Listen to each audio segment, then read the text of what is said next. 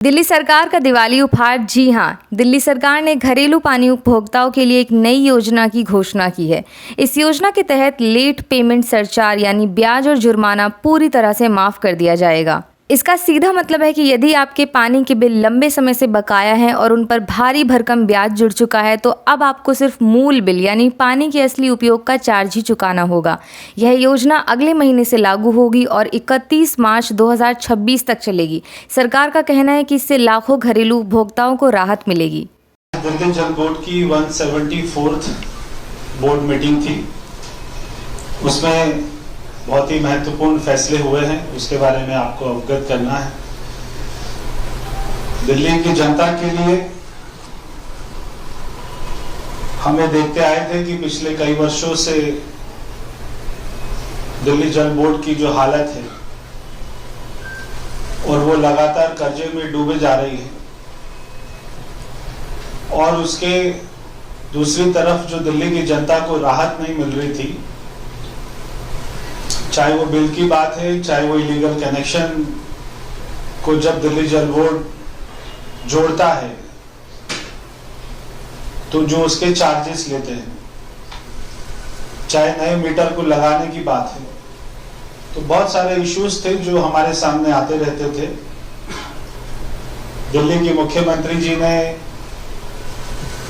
हमारे दिल्ली जल बोर्ड के अधिकारियों ने काफी इसके ऊपर में काम किया, मेहनत किया, और आज महत्वपूर्ण फैसलों के बारे में मैं आपको यहां पर बताना चाहता हूं।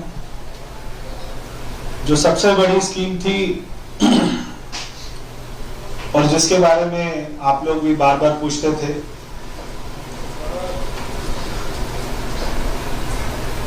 पानी के बिल। लोगों के लाखों रुपए के बिल आ रहे थे। लाखों रुपए के बिल इसलिए आते थे क्योंकि जल बोर्ड का बिल के ऊपर में जो इंटरेस्ट रेट था वो 5% पर बिलिंग साइकिल था। तो कुछ बिलिंग साइकिल होती है जो मंथली होती है, कुछ होती है जो 2 महीने में होती है। तो जो मंथली साइकिल होती है उसमें 5% और वो भी कंपाउंडिंग। तो ये